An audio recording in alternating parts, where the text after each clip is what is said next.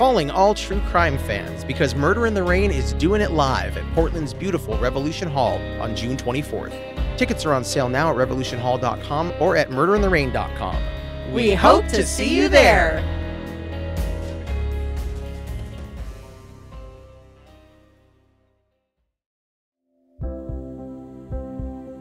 Spring cleaning and organizing your space isn't the only way to get a fresh start this season. This spring, take care of your mental health at forhers.com. At forhers.com, you can get access to real medical providers who can prescribe trusted anxiety and depression medication if it's right for you. The process is 100% online, including unlimited check-ins, provider messaging, and support along the way. Plus, to make things even simpler, you can get your first month of treatment for just $25 if prescribed. To get started, go to forhers.com/spring. That's forhers.com/spring. Look, I know that for some people, getting access to the proper mental health care can be a source of stress in and of itself. That's why HERS makes it so simple. Get started today at forhers.com/spring. That's forhers.com/spring. Offer only available if prescribed. Prescription products require an online consultation with a healthcare provider who will determine if a prescription is appropriate. Subscription required. Additional restrictions apply. See website for full details and important safety information. HERS, mental health care for real life.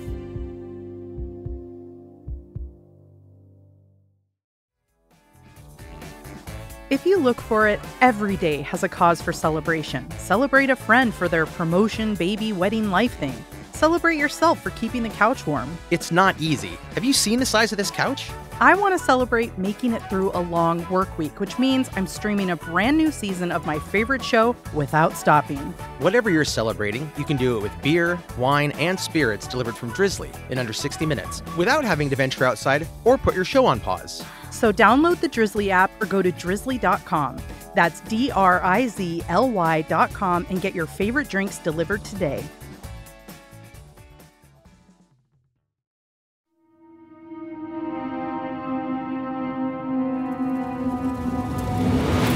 This is Murder in the Rain, where each week Emily Rowney, Alicia Holland, and Josh McCullough tell true crime stories of the Pacific Northwest.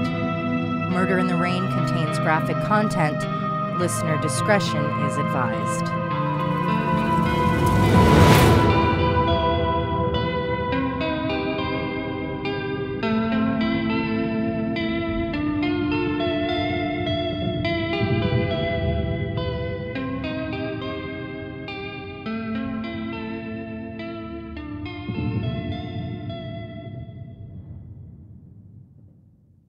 One thing my research for this episode has shown is that it was very easy to acquire dynamite in our recent past, as if anyone with a grudge and a cold enough soul could wish their hands full of nitroglycerin.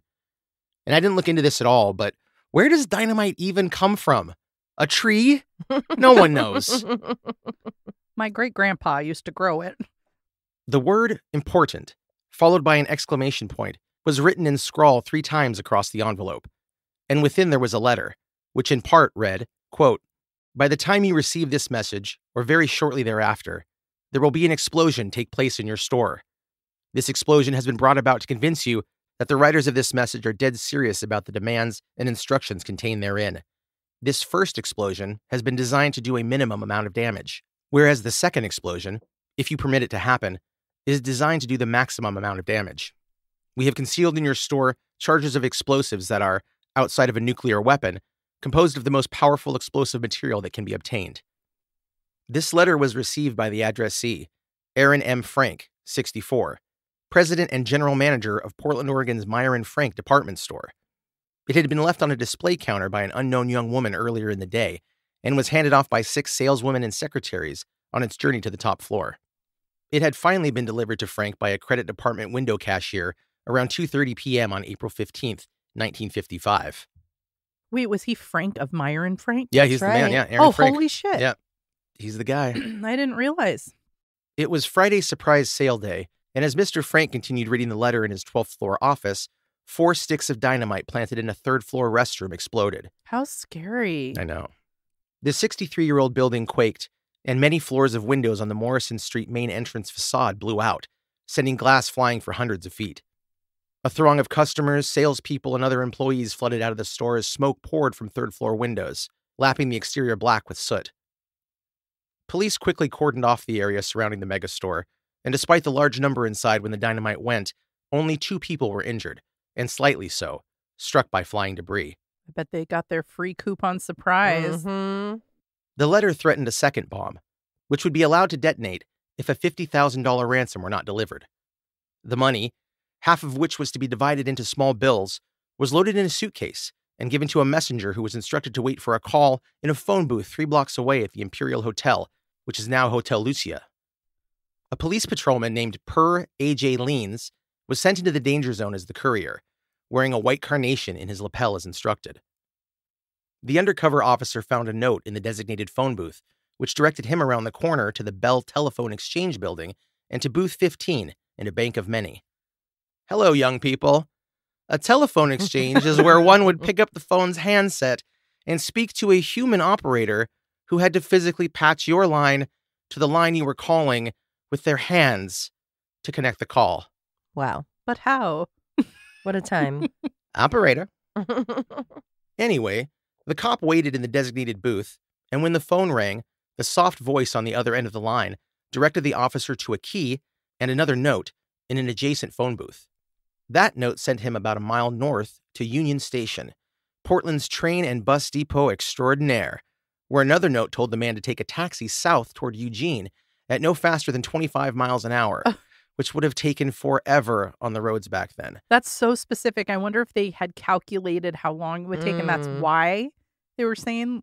Yeah, that's bizarre. That is weird. I want to know the thought behind that. And the officer was to throw the suitcase out when a car pulled up behind them and flashed its lights 3 times. That's so elaborate.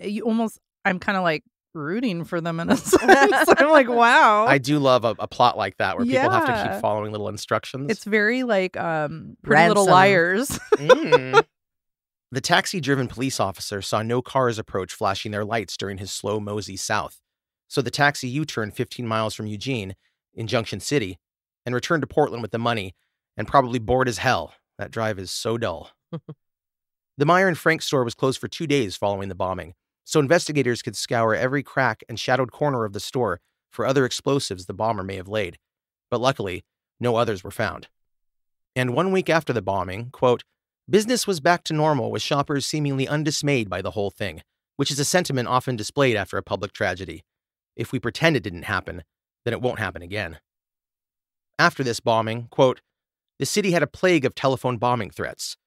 6 of those who had called in threats were arrested and questioned about their possible involvement in the department store carnage, but none could be connected to the crime. And this next tangent is only related to the store bombing because it happened the very next week, and I will definitely be covering it in a future episode.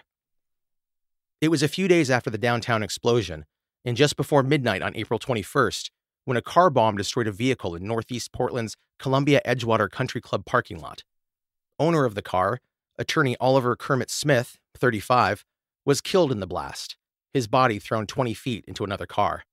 A vehicle driving without its headlights on was seen speeding away from the site and onto the highway.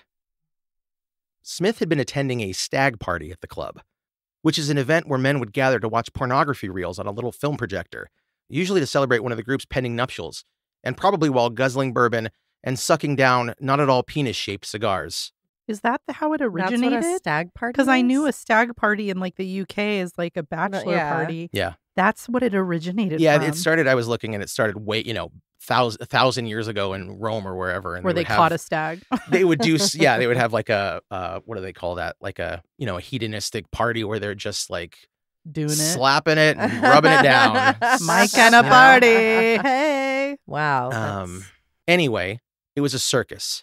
Smith's spouse, Marjorie, was arrested and charged with the murder, enduring the kinds of character attacks journalists and lawyers and law enforcement personnel are all too happy to lob at a female defendant in the lead up to and for the duration of her trial. The case of Marjorie Smith concluded, in ways I will save for a full episode, very much like a Law & Order episode, in that it became totally clear-cut who was responsible, and it involved a guy with the last name Wolf, but not Dick. And that was just a week after Meyer and Frank? I think it was exactly 1 week, yeah. 6 days, maybe, yeah. The reason this episode became 2 is because as I was doing the research for this one and the other story I'm going to tell today, I found bombing after bombing after bombing. It was very popular in the Northwest. Wow. In the last century. Moving on from that juicy little nugget, the Meyer and Frank bombing investigation continued through the year with few solid developments. In May, a copycat extortion note threatened a Meyer and Frank-style explosion at one of Portland's Fred Meyer one-stop shopping store locations. There was no actual bomb, and the man convicted of the crime had no connection to the Meyer and Frank bomb. In the same month, several mailboxes in town were destroyed by explosives, but there was no attempt made at extortion. And after a week's investigation, 4 Lincoln High School students were arrested and admitted their responsibility. 2 of the boys had found some dynamite caps while on a fishing trip in southwest Washington, and were inspired by the department store bombing to do some fun, super dangerous pranks. And the teens were more than lucky that the dynamite cap they'd placed under the hood of their teacher's vehicle had been set incorrectly and failed to blow. God. Hilarious prank. That oh is my terrifying. God. Like I said, dynamite was just lying around all over the place. Literally. Do you think they had like this concept that it didn't really hurt that bad since nobody got really injured in the Meyer and Frank bombing? Yeah, that it was more like a big firework or something, a big firecracker. I don't know. Wow. But yeah, teenagers have always been teenagers. By July, more than 100 people had been questioned, and the $28,000 reward being offered by Aaron Frank in conjunction with the Oregon Bankers Association was called an asset in the accumulation of leads. And Portland police reported tentative identification of some of those responsible, but made no arrests. By October, everyone seemed to be over the whole bombing thing. A headline from the 10th reads, "Bombing threat is taken lightly." And the article beneath details an anonymous call placed to the Exposition Recreation Commission, which was heading the proposed construction of Portland's Expo Center in what was then called East Vanport. The caller asked if the commission had reconsidered the location, and when the answerer said no, the caller said, quote, "Don't be surprised if somebody opens up the door and throws a bomb in there and gets rid of all your crooked politicians." Police did not take the threat seriously and did nothing in response. Wow. Isn't that cute? Yeah. Typical. The search for the bomber was wrung out and lagging, but postal inspectors Stanley Smoot and Roland Severston were following up on an unrelated complaint of mail fraud regarding 38-year-old William Clarence Petticord, and in their work found that the extortion letter sent to the Meyer and Frank, as well as the phone booth and locker notes, were written on the same typewriter. That's some thorough investigation. They got him. Dang. William Petticord, originally from Fort Bayard, New Mexico, was unemployed, and his only income source was state aid for the blind and the change he acquired selling pencils on the street. His vision had been impaired in 1937 when a refrigerator he was repairing exploded, which destroyed the sight in one of his eyes, with the other only able to distinguish between light and dark. He was 19 at the time. Oh my God. After the accident, Vancouver, Washington resident Petticord was provided a candy stand to run in the post office by the city's Lions Club.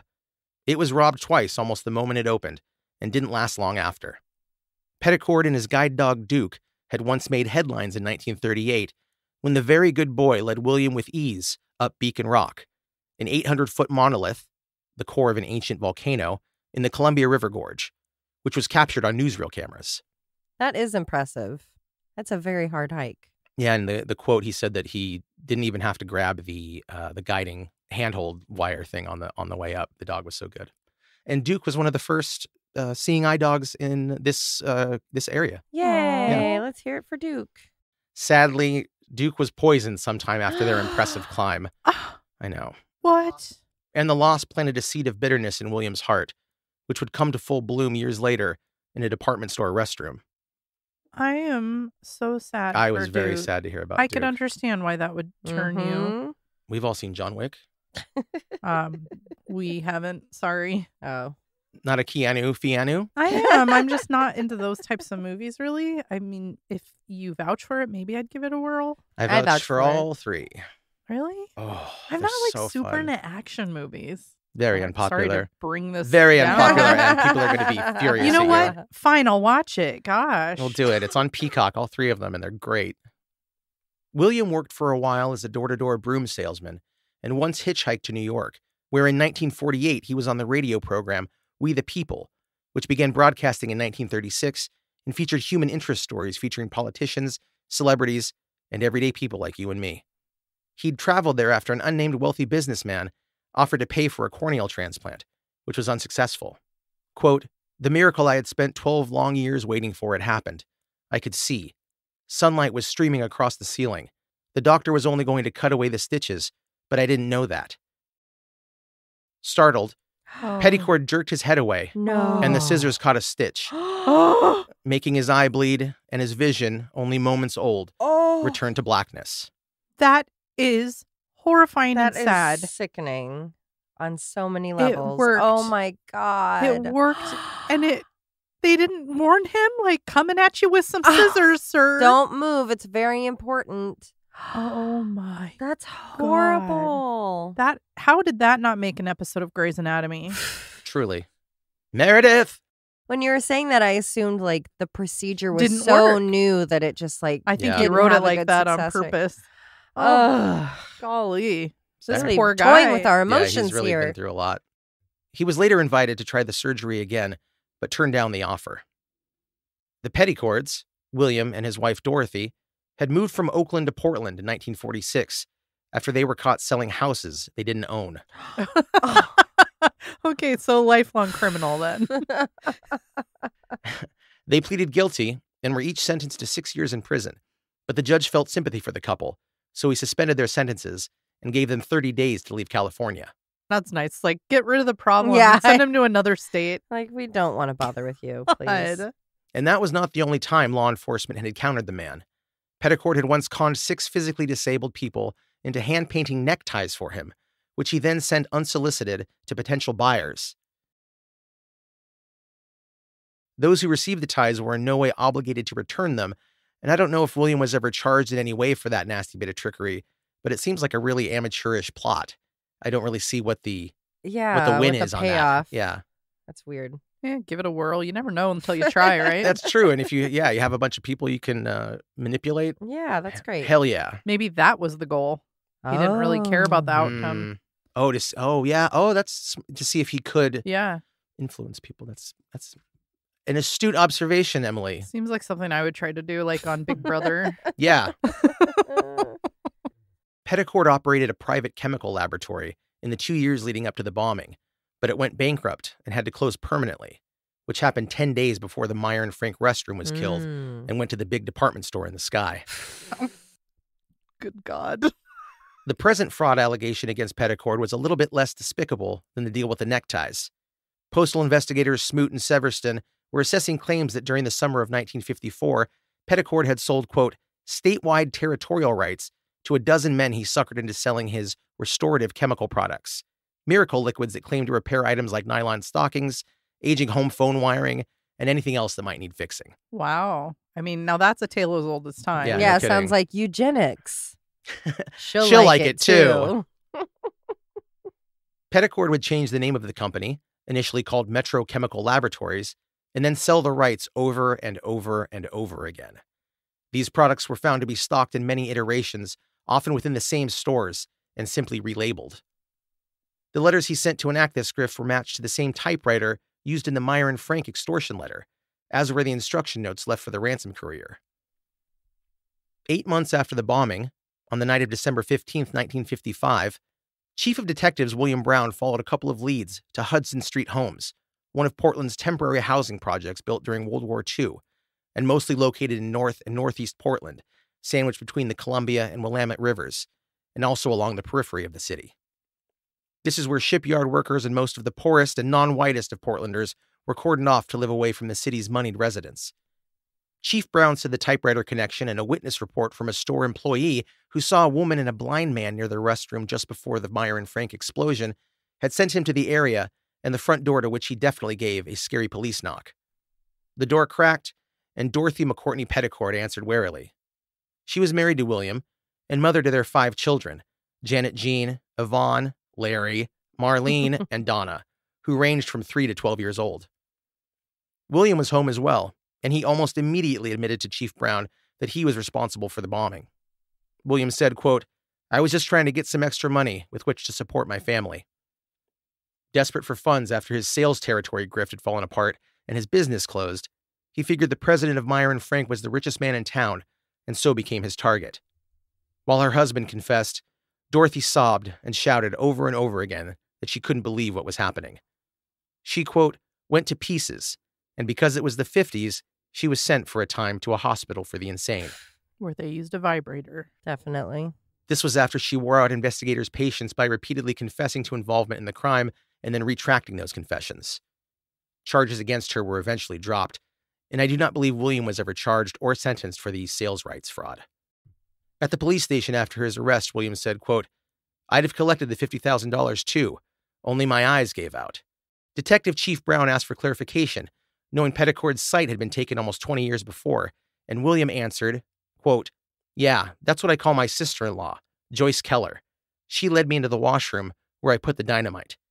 Newspapers began calling him the blind bomber. 28-year-old Joyce Keller was arrested and disparaged by police who said they'd trailed her from tavern to tavern to find and place her in custody. And they were all too happy to mention to the press that she was divorced with 3 children who lived in foster care. Petticord and Keller were charged with injuring persons and property by explosives, and their bail was set at $75,000 for each of them. Joyce maintained that she was innocent throughout. Quote, during Keller's trial, Petticord, who was to be the state's star witness against her, tried to commit suicide and then refused to testify against his sister-in-law. The state's case against Keller began to unravel from there. Portland police detectives testified as character witnesses to her defense. The man she was living with testified she had been watching television with him at the time of the blast, and her estranged husband, Clifford Keller, appeared unexpectedly, claiming, quote, I'm convinced she couldn't have done this thing. The court agreed, and in May 1956, found Keller innocent. She went on to, quote, live a peaceful life working at the Nabisco plant in North Portland and volunteering for animal rescue. It's kind of surprising they were going after her. It sounds like almost more intensely than him. He's the one saying, yeah, she just guided me where I needed to go. I think because of that, they found her to be, at first, more culpable. They were probably like also holding his sight against him, his lack of sight against him. Like, he how couldn't could he do that. it? He needed someone Yeah. to... Yeah, I suppose. She was acquitted, but I believe that she did do it. Yeah. I think she was there, and then it just wasn't prosecutable. Right. No, the witness was, whatever witness saw them wasn't enough. And it's interesting to see that when you know someone did do it, but like the circumstances, they, you really shouldn't. Yeah, they maybe. just don't have it. Yeah. William Petticord refused his lawyer's request for an insanity plea, and on April 20th, 1956, pleaded guilty to bombing and attempted extortion. He was sentenced to 20 years in prison and served 10 before he was paroled. Dorothy Petticord divorced William during this time and then testified against him in the exclusive sales territories for Miracle Products fraud case.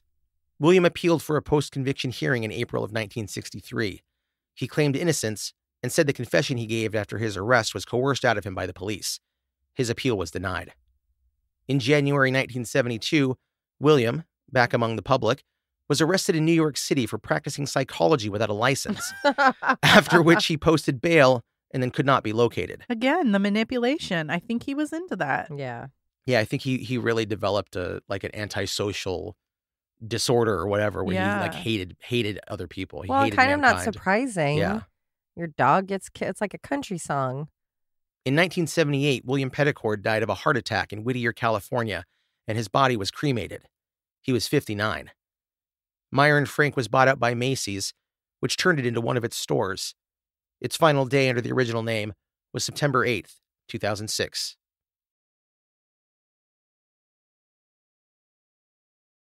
For locals, Portland people, Meyer and Frank was where the real Santa was. For anyone that goes way back, and I know the 5 of you that know what I'm talking about are like, yes. And it had a monorail in the ceiling of the room. You would go in and it was like a full winter wonderland in the basement. And they had a full functional monorail that you could go get on and ride around and wave at Santa and overlook the winter scene. And it was amazing. So Sounds thank you, nice. Meyer and Frank, for that. Well, that's hard not to have some emotion for him. You know, it's one of those cases where you do feel bad for the bad guy, and you can kind of see where that The creation switch of him. Yeah, Yeah. his was origin flipped. story. Mhm. But at the same time, like, yikes. The just disregard for human life. Just Yeah. like, oh, well, whatever happens when I set this bomb off, at least I get my 50 grand. Yeah. Yeah, you're willing to kill whoever Mhm. in that situation. And it's, very, Children. very dark. Mainly women and children, Yeah. I imagine. Definitely. Yeah.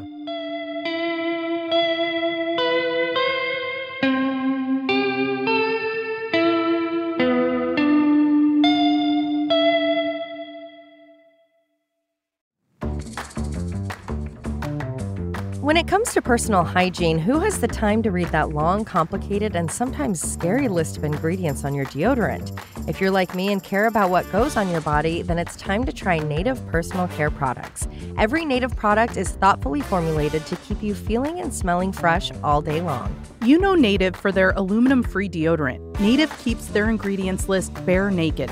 No complicated ingredients that are hard to pronounce.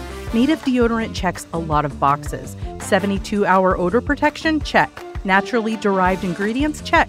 And smooth, residue-free application? Check. Want to smell spicy and woodsy or sweet and spicy? Native has a scent option for everyone. Native also offers a variety of scents with new and limited edition scents being released all the time. The limited edition Cabin Collection offers scents like toasted marshmallow and vanilla, warm cider and cinnamon, wildwood and cardamom, and cashmere and rain. Now is the time to make your switch from your everyday deodorant to Native. When you visit their website, you'll find not only a plethora of scent options for your underarms, but a ton of other options to care for your hair, face, and even teeth. I swear by the coconut and pineapple sunscreen. It's 100% zinc oxide protection, and it's Hawaii compliant. Smell and feel fresh all day long with Native. Get 20% off your first order by going to nativedeo.com/rain or use promo code RAIN at checkout. That's nativedeo.com/rain or use promo code RAIN at checkout for 20% off your first order.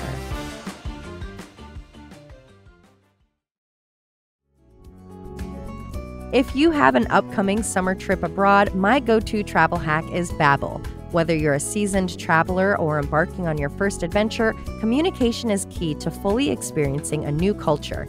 That's where Babbel comes in.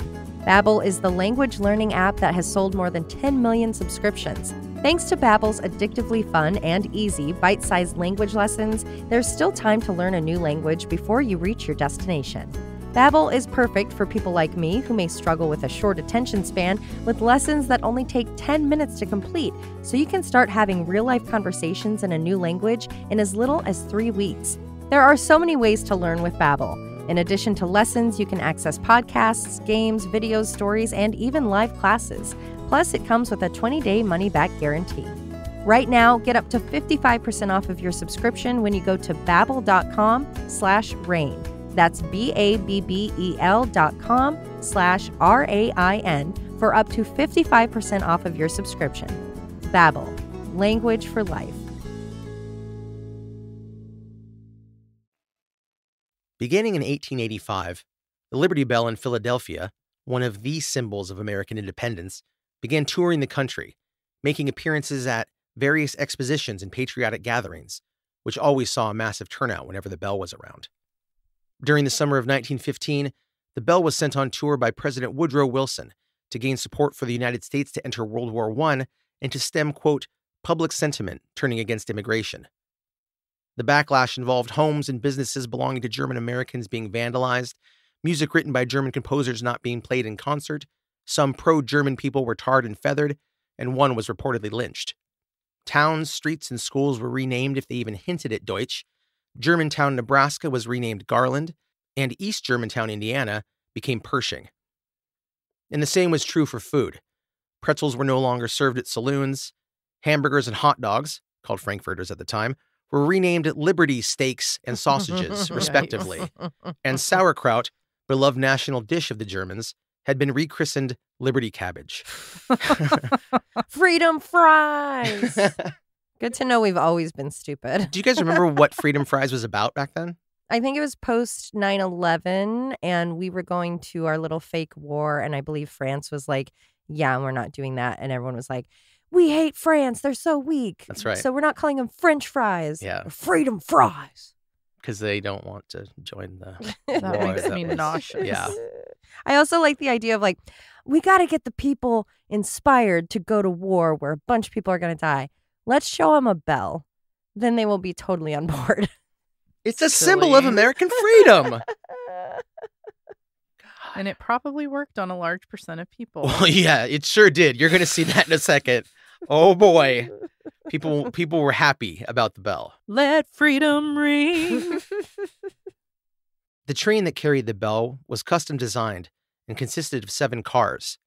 Its 6th car, reinforced with shock absorbers, held the bell under a copper canopy and was lit at night by a small generator, so those that wished could watch it cut through the dark like a runner with a torch. They built a train? Come on, kids, let's go outside and watch the Liberty Bell pass by.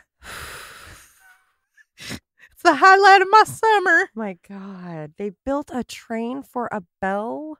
It's a big bell. It's not that big. It's not Bigger than any bells you have. How dare you? The bell waved goodbye to Philly on July 4th, beginning its route through 275 cities, towns, and hamlets, where it was seen by 25 million people across the states, a quarter of the country's population, before reaching its stop in Portland on the morning of the 15th. And people were so jacked for any information regarding the bell, the paper even printed that each of the 4 Philly police officers guarding it had plowed through $2 whole worth of breakfast during the train's stop in Portland. Whoa! Oink, oink. Oh, my God. Portland is also where a judge released 2 prisoners after they begged for his grace to allow them out to see the relic. Lisa, He let me let see the peop- bell. They let people out of prison to go see a bell? Well, I'll be jail. cured. All I need is a visual. I need a shot of patriotism and I'll be on the straight and narrow. A good boy. I swears it. They were both women. The train headed south from Portland a little after 12, draped in thousands of roses and with several Chinook salmon on ice for later. That afternoon, 2,000 Salem schoolchildren and the Oregon National Guard marched in a parade celebrating the train. The crowd turnout was so massive, as many as 40,000 in Salem, that Front Street overflowed for 7 blocks on both sides of the street. A headline from the day reads, quote, "Teams and automobiles cross bridge in a veritable stream to arrive in time. Men, women, and children shout and scream with delight and enthusiasm, and old men weep in joy at sight of beloved relic." The passion. I'm trying to think if there are any relics that I would get that jazzed about. Maybe like the statue of David. Like I'd go outside my house to watch the train, you know? Well, and it was a different time, not as much. We are a very sullen society now. We're all jaded. Maybe those things would have excited us if we didn't have Netflix. It's you know? true. I wish I could get excited for a big bell. And the idea of unity, like we're all experiencing something. Something that we all like. Yes. And it never happened again. Wherever the train went, it was followed by children running after it, blowing whistles, screaming, and ringing little bells of their own. At the Liberty Bell Special's stop in Medford, quote, there was an outburst of cheers and a general lifting of hats. After Oregon, the bell rode the train south through California to San Francisco, site of the 1915 Panama Pacific International Exposition, quote, an international fair held to celebrate the opening of the Panama Canal, and an opportunity to demonstrate the city's recovery from the 1906 earthquake. The bell was welcomed to the city by a carpet of California flowers that wound from the railroad station to the exposition site, and souvenirs were handed out like they were at every stop, event pamphlets shaped like bells, and metal badges for the kiddies. The Liberty Bell was returned to its home, Philly's Independence Hall, on November 26, 1915. The round-trip journey, estimated at 17,000 miles, was the last of these tours to ever take place. And I have to imagine that fervor for the Liberty Bell remained in the heart of many Oregon youngsters who viewed the bell that summer, because in 1962, the city of Portland bought one of their own. Purchased for $8,000, or nearly $80,000 today, and constructed at the McShane Bell Foundry in Baltimore, this duplicate of the famous bell in Philadelphia was delivered to Portland on June 28, 1963. And who was offering that? Like, was that part of the deal? Did they send the bell around just to get people hyped up on it so they could get all these orders for get your own bell for your own city? I didn't see that. No, I don't know. Being a president must have been easier then. You're like, all right, this is what we do. We're going to put the bell on a train, going to send it around, and then everyone will rally for the troops. Right. Yeah, they didn't have to worry about drone strikes. Simpler times. So when people think about, oh, yeah, our presidents back then were so smart and so great, maybe they had nothing weren't. to do. They might have been real dumb. He had a lot of time to like draw pictures of a train. And then the bell's going to go here. I assume that's what Woodrow Wilson sounded like. Yeah. A little baby voice. Sadly for the bell, which is about 5.5 feet in length, width, height dimensions, it slipped off its supports during transit, which damaged its steel, brick, and mahogany base and the beam on which it hung. Oh, no. The 1-ton replica had to undergo repairs before its unveiling to the public on the 4th of July that year, at the Let Freedom Ring extravaganza I knew it. in Northeast Portland's Holiday Park, where it bing-bonged for the first time at noon sharp. Let freedom ring, let the white doves sing. Sorry. Emily's available. Let the whole world know that today is a day of a reckoning. All right, I'm done. Let the weak be strong. Let the right be wrong. Okay, that's all I know. Beautiful. Following the Bell's injury, a legal dispute ensued between the city and the Maryland Foundry, which was settled when Portland eventually agreed to pay for the bell at a discount. The big beauty of a bell was installed in downtown City Hall's portico, the column-encircled entrance to the building, on May 5th, 1964. I love how quickly that went sour. We're going to order one of these beautiful bells. And then it breaks and they're like in a legal argument. We can't have anything nice. That's right. Construction of the 4-story Italian Renaissance-style city block-length building was completed in 1895, when the roads outside were still dirt. It contains Portland's city council chambers, as well as the offices for the council, meaning the mayor, city commissioners, etc., and was, quote, one of the first large buildings in the Pacific Northwest to have electric wiring, centralized heating, and public elevators. Oh. A little dark history of the city hall is that they had he stole a 15,000-year-old boulder from the Umatilla tribe. Oh my God. Hello? Yeah, and then they had it installed there, and it was covered in like petroglyphs. It was definitely like an ancient thing that was important to the them. balls. I love that Yeah. they're like, okay, we're gonna steal that boulder and we're gonna display it. So yeah, that was like a little dark bit of history. So that was in 1910, and they were nice enough to return it only 86 years later, Oh, that's 1996. So it was pretty cool. Anyways, just another little. It was like, did anyone ever do anything good? No. Yeah. I am convinced that human is rotted. All Yeah. human. Yeah. We're not supposed the to. core. We're not right. Quote, in the 1960s, the mayor's office was refurbished, a new roof was installed, and new trees were planted on the grounds. In 1964, the city remodeled the city council chambers on the second and third floors. Part of the work was to install new lighting to allow television broadcasts from the chamber, while other work added drop tiles to the ceiling, hiding the domed roof. On November 21st, 1970, a dynamite bomb placed under the bell exploded. It flashed, quote, like a sheet of lightning, destroying the bell, peppering the east portico with steel and wood shrapnel, damaging columns, and blowing out its windows and those within a 3-block radius. It was a little bit after 3 a.m. on the street side of City Hall. The explosion, heard for miles, had broken the bell into several parts and carved a hole in the concrete flooring 4 feet wide and 2 feet deep. It was never known when the dynamite had been placed beneath the bell. The building was immediately sealed off, and Army demolitions teams from Fort Lewis examined the scene along firemen, sheriff's deputies, and city police. FBI entered the investigation immediately. One of the case's only leads was a foreign car with California plates seen driving away from the scene, but that vehicle was found to have no connection to the bell boom, and with that lead a bust, law enforcement had 0 suspects. Leslie Graham, 62, a custodian working in the building that night, said the bomb, quote, scared the shit out of me. I didn't hear anything before it happened. I was around the corner when, boom. Mr. Graham's only injury was an ankle bruised by a flying hunk of wood. The blast wave flipped Mayor Terry Schrunk's office set on the second floor above the front entrance portico. 4 city councilmen burning the midnight oil in the same chamber as the mayor's desk were also thrown by the concussion, then picked themselves off the floor, found they were all uninjured, and went back to blasting rails of coke off of each other's gavels, allegedly. In 1993, the Oregonian said, quote, wild, highly vocal speculation blamed the blast on either left-wing or right-wing terrorists, depending, of course, on the accuser's own political persuasions. Others guessed it was a monumental prank that careened out of control. Quote, Portland's second replica is located outside of City Hall's east portico, near the intersection of Southwest 4th and Madison Streets, and across from Terry Schrunk Plaza.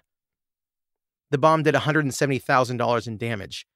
Police have made no new developments in many decades, and no person or group ever claimed responsibility for the blast. Neither was anyone ever prosecuted. They don't know who blew it up. Nope. Not even a little bit. And I would think, with almost killing political people, there was probably a lot of manpower put to that. And nothing. Heck, it could have just been some teenagers again. That were, found in some blasting Just like, caps. let's put it in the bell, see if it makes a loud Let's ding. do a goof on the mayor. That's wild. If the person responsible for the bombing were ever identified, the 5-year statute of limitations on non-capital federal crimes would mean they would not be a likely subject for prosecution. So come forward. Please.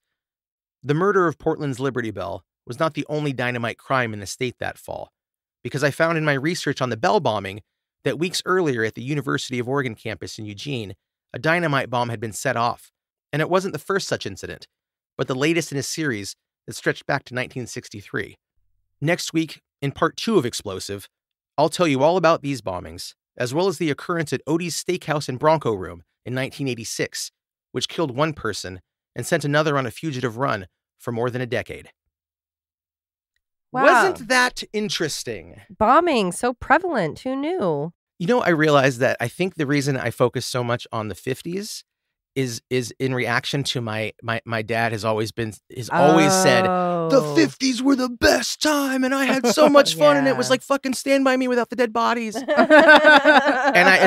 it's almost impossible to impress upon him that it wasn't. It was for him, but if he had grown up with different circumstances in a different town and looked different, it would have been very different. That's kind of good because I also picture it that way from like our childhood of like 50s music and 50s movies. Right. And, like I pictured it as a different time. It's very a wholesome time. Oh, what's the word I'm picturing? Not idolized, but utopian? You know, like kind of fantasized as that, or it's almost like a sci-fi almost with the utopia aspect of it. And the thinking required to believe that it was like really like that too. Yeah. It takes a little science and a little fiction, I think. Anyways, so Dad, that's interesting. This is your fault. Yeah, yesterday I was writing and I was like, oh my God, that's why I do this, because I hate that my dad says that. Yeah, you're trying to say, here's how shitty they were. Well, also, every year's shitty year. Most people say, or people can say, I had a great childhood. Right. And I know, because I know my dad, and he's told me things that like he didn't. He did not. Yeah. So, you know. Well, I guess that's kind of how you make it through life. Yeah, it's true. Is you hold on to the good stuff so you can kind of ignore and suppress the bad stuff. Delude yourself.